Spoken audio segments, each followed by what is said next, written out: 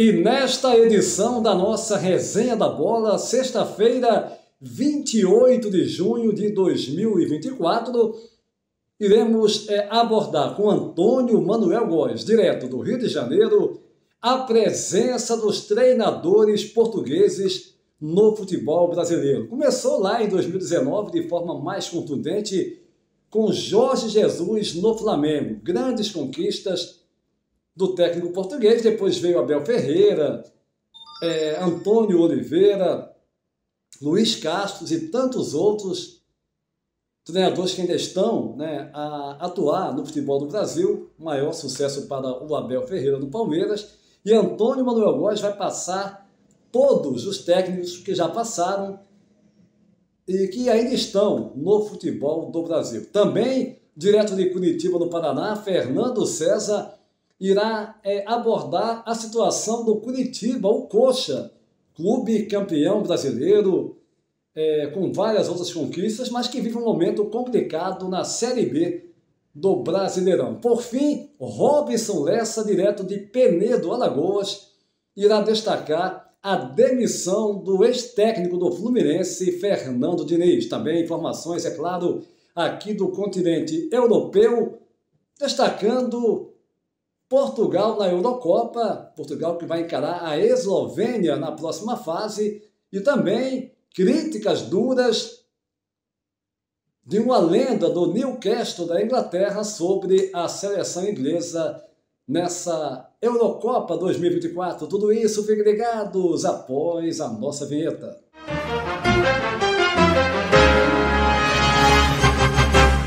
Iniciando mais uma Resenha da Bola, daqui a pouquinho vamos direto ao Rio de Janeiro, porque Antônio Manuel Góes vai abordar a questão dos técnicos, dos treinadores portugueses no futebol brasileiro. Começou lá atrás com o Jorge Jesus, depois veio Abel Ferreira, que continuou no Palmeiras. Enfim, ele vai passar toda a relação desses técnicos e falar de forma mais a fundo do trabalho desenvolvido pelos técnicos aqui de Portugal no futebol do Brasil. Mas Portugal já sabe o seu aniversário na próxima fase da Eurocopa. Portugal que no último jogo da fase de grupos, do Grupo H, o seu grupo foi derrotado de forma surpreendente pela seleção da Geórgia, 2-0, num dia que Portugal não apresentou um bom futebol, esteve bem abaixo do seu melhor nível. Claro, enfrentou uma seleção que teve os seus méritos, jogando no início com mais cuidado, depois foi se soltando mais, partindo nos contra-ataques e chegando à vitória de 2-0. E o adversário de Portugal, a Eslovênia, deverá atuar no estilo semelhante, próximo da seleção da Geórgia, que é bom deixar claro, se classificou como terceira colocada do seu grupo à fase agora eliminatória. A Eslovênia vai jogar, a tendência é essa, de forma mais cuidadosa, com os cuidados defensivos e saindo nos contra-ataques para tentar surpreender Portugal.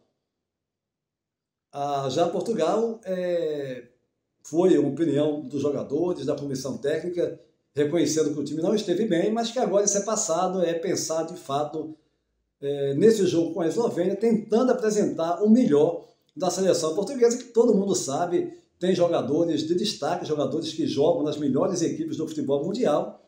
Portugal é sim uma das favoritas para disputar o título dessa Eurocopa. Daqui a pouquinho tem declaração, tem críticas fortes de uma lenda do Newcastle da Inglaterra a respeito da seleção inglesa nessa Eurocopa. Agora eu volto ao Rio de Janeiro, Antônio Manuel Góes, quero lhe ouvir, você tem aí informações, relação de todos os técnicos que atuaram, que estão a atuar ou atuaram no futebol do Brasil, técnicos aqui de Portugal, que estão a fazer um ótimo trabalho no geral nas equipes do Brasil. Antônio Manuel Góes, um abraço. Antônio Júnior, companheiros e seguidores da Resenha da Bola.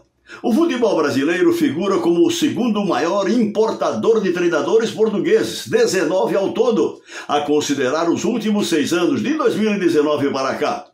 Líder da importação de técnicos lusitanos, a Arábia Saudita contratou no mesmo período 24 desses profissionais. Em terceiro figura o futebol grego, com 6 comissões técnicas contratadas no mesmo espaço de tempo. Por aqui, a partir de 2019, Jorge Jesus, Abel Ferreira, Ricardo Sapinto, João Martins, Antônio Oliveira, Bruno Lopes, Vitor Castanheira, Vitor Pereira, Luiz Castro, Paulo Souza, Pedro Caixinha, Armando Evangelista, Renato Paiva, Pepa, Bruno Lage, Ivo Vieira, Arthur Jorge e Álvaro Pacheco. Atualmente, os clubes brasileiros da Série A contam com Abel Ferreira, em seu quarto ano de Palmeiras, Antônio Oliveira no Corinthians, Pedro Caixinha no Bragantino, Arthur Jorge no Botafogo e Petit no Cuiabá. Como desbravador do sucesso português em clubes brasileiros, Jorge Jesus deixou a marca das conquistas no período 2019-2020 no Flamengo, interrompida com os percalços da pandemia. Todavia, mais moço 2 décadas do que o JJ, Abel Ferreira é o maior vencedor disparado no comando no Palmeiras, com títulos para todos os gostos. Paulistão, Brasileirão, Copa do Brasil, Supercopa Brasileira, Recopa Sul-Americana e Libertadores, além de vice-mundial. Jorge Jesus, quase setentão, ganhou antecipado pelo Hilal o título nacional da Arábia Saudita da última temporada. Ele mesmo é o único campeão português com títulos em 3 países como treinador. Flamengo no Brasil, Fenerbahçe na Turquia e o recente pelo Hilal na Arábia Saudita. No total, 47 treinadores de Portugal atuaram em, coincidentemente, 47 diferentes países. E onde tudo começa? A Faculdade do Desporto, vinculada à Universidade do Porto, dotada de cursos de licenciatura, mestrado e doutorado, combina o ensino de excelência com a investigação de ponta em temas fundamentais da sociedade, com relação à atividade física, à saúde e qualidade de vida da população. E, por óbvio, ao desenvolvimento das técnicas específicas para os esportes de alto rendimento. O Complexo Acadêmico Desportivo do Porto foi inaugurado em 1997 e dispõe de notável infraestrutura para a formação acadêmica e prática do desporto, uma referência no continente europeu e no planeta. Mas oportuno destacar a Faculdade de Motricidade Humana de Lisboa, associada à Federação Portuguesa de Futebol, que desenvolve em variados contextos multidisciplinares um projeto inovador que responde às crescentes necessidades de desenvolvimento técnico e científico dos treinadores e integrantes de suas comissões técnicas. Tudo isso explica a relevante migração de treinadores portugueses, cujas ideias táticas e estratégicas têm contribuído, em nível acadêmico, para o aprimoramento de nosso futebol e mundo afora, Antônio Júnior. É isso aí, Antônio Manuel Góes. Os técnicos portugueses estão presentes, como você bem citou, em todo o mundo e no Brasil. Hoje, a gente fala no futebol brasileiro, fala em técnicos, não tem como não mencionar os técnicos portugueses. São 5 no momento, tinham 6 até pouco tempo atrás, né, com o Álvaro Pacheco que foi demitido do Vasco, não, de forma absurda, né, 4 jogos só, enfim. Mas a presença é muito forte dos competentes técnicos portugueses. Mas agora, antes de passar para Fernando César, daqui a pouquinho ele vai falar sobre a situação complicada do Curitiba na Série B do Campeonato Brasileiro. A notícia aqui na Europa, né, críticas duras, fortes, de uma lenda do Newcastle da Inglaterra, o Alan Shearer, jogador renomado, ex-jogador, que fez duras críticas à seleção da Inglaterra, dizendo que a equipe está num nível muito baixo, e ainda colocou que, na verdade, até o momento, apenas a Espanha vem mostrando algo de diferente, vem mostrando um bom futebol. Ele disse que as demais equipes têm que melhorar e a Inglaterra está nesse contexto. Tem que melhorar em muito, segundo ele. Daqui a pouquinho vamos falar também mais da seleção de Portugal, falar mais da Eurocopa, porque agora eu vou chamar Fernando César, direto de Curitiba, você que vai fazer uma análise do Coxa. Que situação chata, né, meu caro Fernando?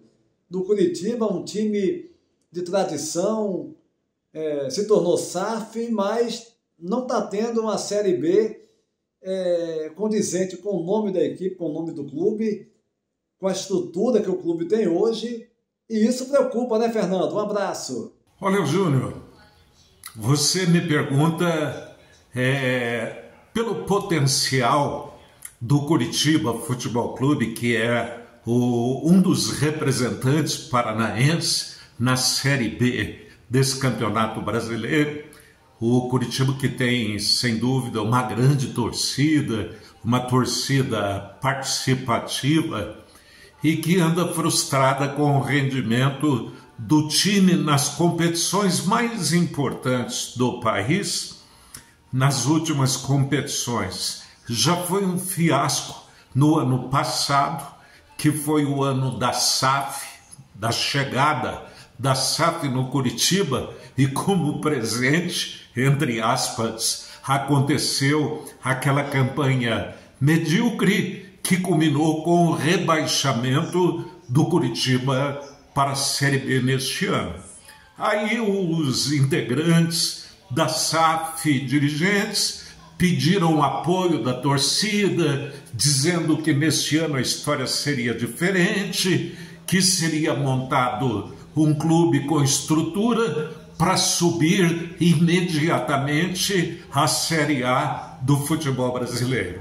E já com as rodadas que tivemos, realmente isso não consegue convencer a torcida, principalmente pela performance do Curitiba no seu último jogo frente à equipe do Amazonas, jogando na noite da terça-feira lá em Manaus. O time teve uma atuação ridícula, não conseguiu um chute a gol com propriedade que pudesse determinar um placar positivo para a equipe alviverde paranaense. E culminou, claro, com a derrota do Curitiba, mais uma fora de casa, diante de um time que entrou em campo sem qualquer menosprezo para a equipe do Amazonas, mas que entrou beirando a ZR desse Campeonato Brasileiro da Série B.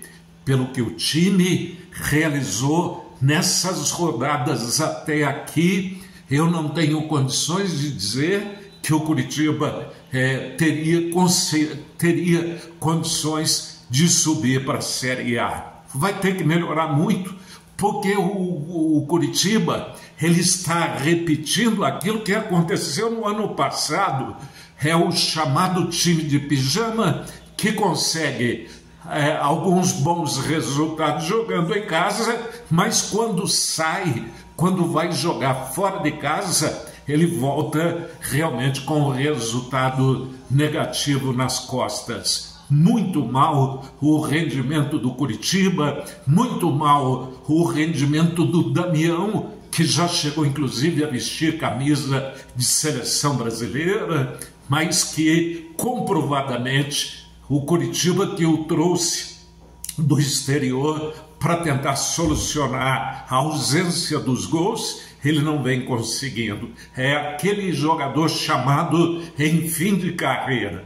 E realmente, da maneira como o Curitiba, repito, vem se portando, principalmente nos jogos fora de casa, eu não tenho condição de dar um alento, uma esperança para o torcedor do Curitiba que o time possa ascender novamente à Série A do futebol brasileiro.